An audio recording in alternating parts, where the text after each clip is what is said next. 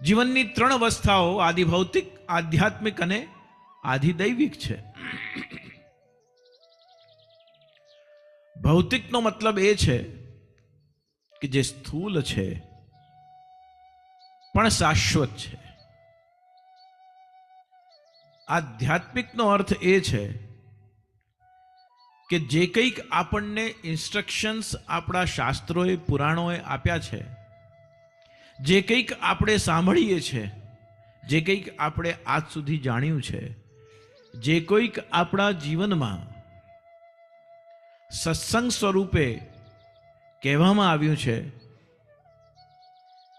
એને જ્યારે આપણે પ્રેક્ટિસમાં મૂકીએ છીએ, એને એક્ઝિક્યુટ કરીએ છીએ, જે થોટ ઓફ લાઈન જે આપણે એક્સપિરિયન્સ કર્યું છે, અલગ અલગ વક્તાઓના મોઢે અલગ અલગ વિષયો, ભક્તિ પરક જેટલી પણ વાતોને સાંભળી છે, એને જ્યારે જીવનમાં કાર્યાન્વિત કરવામાં આવે છે. 4-5 રીતે આપણે સત્સંગ સાંભળતા હોઈએ છીએ. પહેલું સત્સંગ એ છે કે આપણે સ્વયં વાંચીએ અને સ્વયં સમજીએ. કોઈ વક્તા નથી, કોઈ શ્રોતા નથી, ગ્રંથ છે અને આપણે પોતે છીએ. ગ્રંથ કૃપા એ પહેલું સત્સંગ છે. બીજું સત્સંગ આપણે બોલીએ, વાંચીએ અને બધા સાંભળે. જેવી રીતે આ દેશમાં ફોન ઉપર અલગ અલગ ઝૂમ મિટિંગોમાં દ્વારા સત્સંગો થાય છે કે એક વ્યક્તિ વાંચન કરે છે અને બધા સાંભળે છે. ત્રીજો પ્રકાર એ છે કે એક વક્તા બોલે છે અને બધા સાંભળે છે.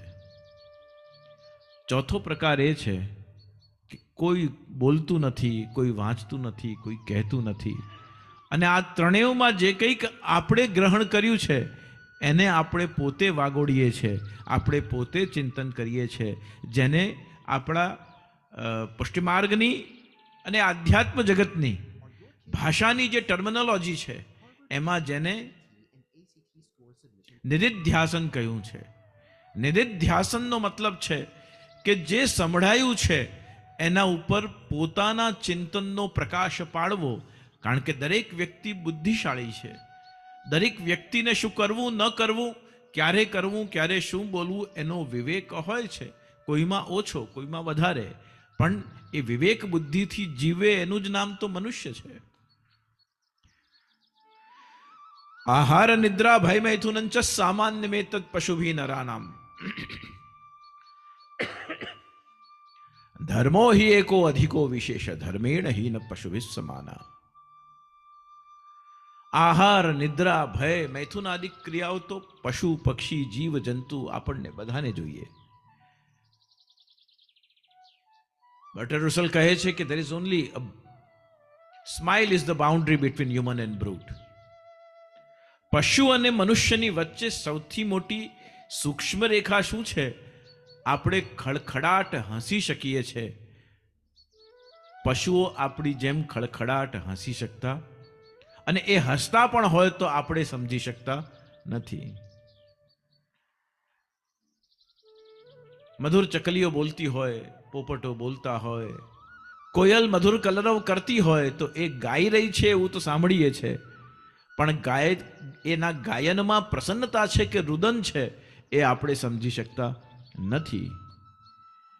તો નિધિધ્યાસનનો મતલબ એ થયો કે શાસ્ત્રોએ જે કહ્યું છે એને જે વિશેષ તત્વ પશુઓ કરતા આપણી પાસે વધારે છે, જેનું નામ ધર્મ છે.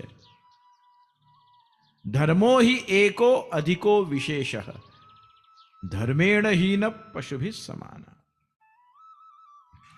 ધર્મના 4 અંગ છે: સત્ય, દયા.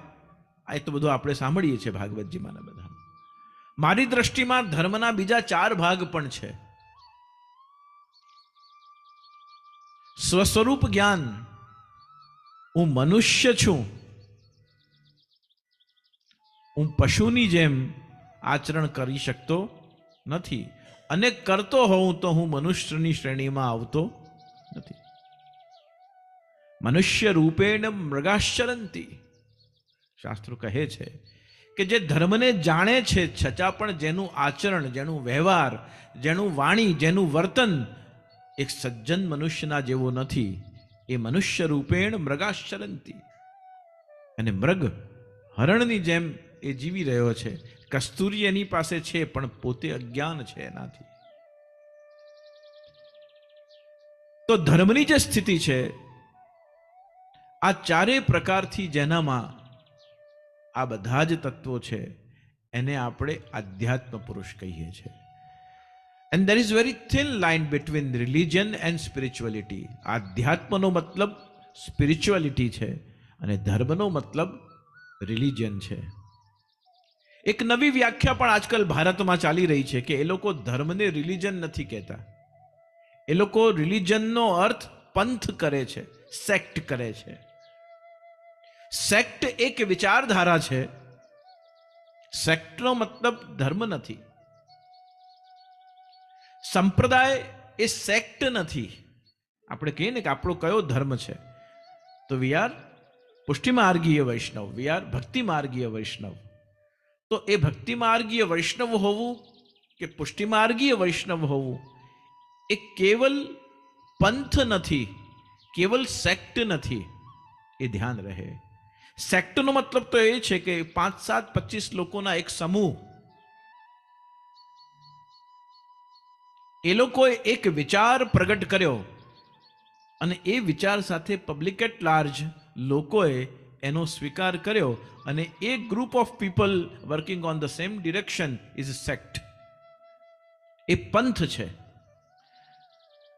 સંપ્રદાયનો મતલબ આ સંસ્કૃત શબ્દ છે સંપ્રદાય, અને સંપ્રદાયનો અર્થ સેક્ટ નથી થતો. સંપ્રદાયનો મતલબ ટ્રેડિશન થાય છે. 550 વર્ષની ટ્રેડિશન, 1535 થી લઈને કે 2023 સુધીનું જે ટ્રેડિશન છે, જેમાં કોઈ પણ દિવસે ગ્રંથો બદલાયા નથી, મંત્રો બદલાયા નથી, આચાર્ય બદલાયા નથી, દીક્ષા બદલાઈ નથી અને વે ઓફ વર્શિપિંગ સેવા પણ બદલાઈ નથી. 550 વર્ષથી જે ટ્રેડિશન ચાલી રહ્યું છે એનું નામ સંપ્રદાય છે. સંપ્રદાયનો મતલબ આ તમારો સંપ્રદાય, આ અમારો સંપ્રદાય, આ તમારો પંથ, આ અમારો પંથ. આ વાડાબંધીનું નામ સંપ્રદાય નથી, પરંપરાનું નામ સંપ્રદાય છે. પંથ હોય કે સેક્ટ હોય તો એકબીજામાં ચડસા ચડસી હોય. તમારા કરતાં તો અમે સારા, અમારો સંપ્રદાય વધારે ઊંચો, અમારા ગુરુ વધારે સારા, અમારા ભગવાન સૌથી મોટા. આ બધું જે છે એ પંથવાદી વિચારધારા હોઈ શકે, પણ પરંપરાવાદી વિચારધારા હોઈ શકતી નથી. ટ્રેડિશન જે છે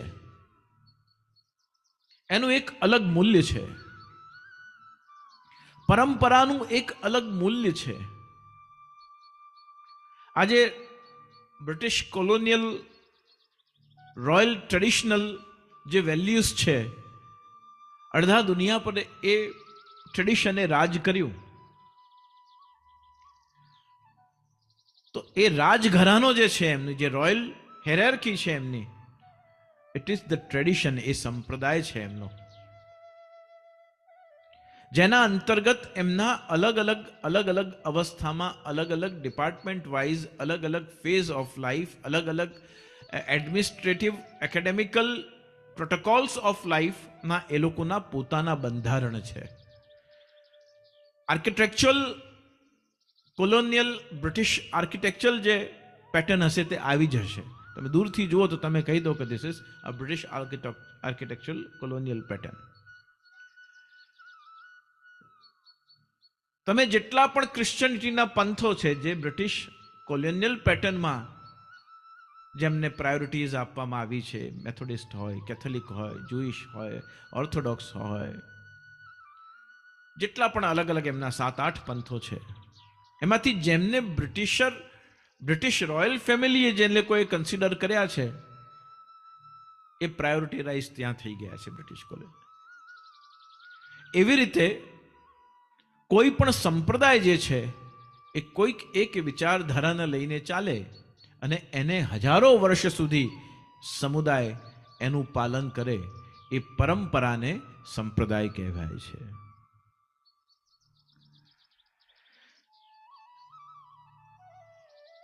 મનુષ્યના જીવનમાં ધર્મ અને આધ્યાત્મ એ બંનેનું મહત્વ સમજવા જેવું છે. ધર્મ એ છે, ઘણી બધી એની વ્યાખ્યા, way of life is religion.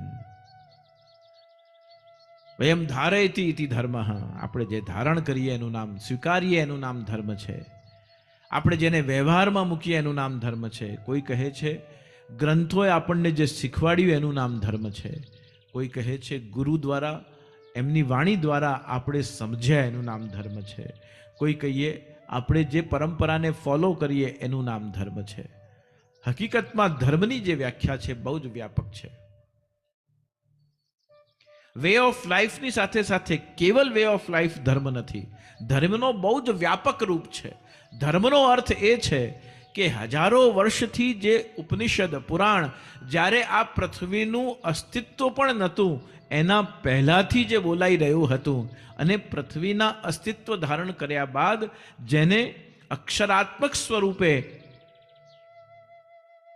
આપણી સંસ્કૃતિએ, આપણા કલ્ચરે, આપણી પરંપરાએ સ્વીકાર કર્યું. પુરુષોત્તમ સન્મૂલામ વિષ્ણુસ્વામી મધ્યમામ અસ્મદાચાર્ય પર્યંતમ વંદે ગુરુ પરંપરામ. ક્યાંથી શરૂ થઈ? પુરુષોત્તમ સન્મૂલામ, એટલે કે સૃષ્ટિના જે આદિ સંરચના કરનાર જે આદિ પુરુષ છે, મૂળ પુરુષ છે, એવા ભગવાન સ્વયં નારાયણે આ ધર્મ પ્રગટ કર્યો. વિષ્ણુસ્વામી આચાર્ય આદિ વિષ્ણુસ્વામી સુધી એ આવ્યો. પછી આપણે આખી એની જે હેરાર્કી છે, જે એની ક્રોનોલોજીકલ ઓર્ડર છે, ભગવાન નારાયણે લક્ષ્મીજીને કહ્યું, લક્ષ્મીજીએ નારદજીને કહ્યું, નારદજીએ લક્ષ્મીજીએ બ્રહ્માજીને કહ્યું, બ્રહ્માજીએ નારદજીને કહ્યું, નારદજીએ સનતકુમારોને કહ્યું, સનતકુમારે સુનંદનને કહ્યું, સુનંદને ભગવાન વેદવ્યાસને કહ્યું, વેદવ્યાસજીએ સુખદેવજીને કહ્યું, સુખદેવજીએ વિષ્ણુસ્વામી અને ભગવાન વેદવ્યાસ સુખદેવજીને કહ્યું. વિષ્ણુસ્વામીના બે પુત્રો, ભગવાન વેદવ્યાસના બે પુત્રો વિષ્ણુસ્વામી અને સુખદેવજી, એકને વ્યાસ પરંપરા સોંપી, એકને આચાર્ય પરંપરા સોંપી. એટલા જ માટે જે ભાગવત કથા થાય છે કે કોઈ કથાના સ્વરૂપે કથા થાય છે, એના ઉપર બેસીને જે વક્તા બોલે છે એ સ્થાનને આપણે શું કહીએ છીએ? વ્યાસપીઠ. વ્યાસપીઠ કેમ કહીએ છીએ? કારણ કે ભગવાન વેદવ્યાસજીએ સુખદેવજીને એ ગાદી, એ પીઠ સોંપી કે તમારે આ ગાદી પર બિરાજમાન થઈને અને વેદ, ઉપનિષદ, પુરાણ અને ભાગવતજી, આ સમસ્ત શાસ્ત્રોનો સાર જગતમાં પીરસવાનો છે. આ વ્યાસ પરંપરા જેમને સોંપવામાં આવી, એ વ્યાસપીઠ પર બેસી અને સમગ્ર સંસારને જ્ઞાન પ્રદાન કરે છે. એનું નામ વ્યાસ પરંપરા છે, જેના મુખ્ય આચાર્ય ભગવાન સુખદેવજી છે.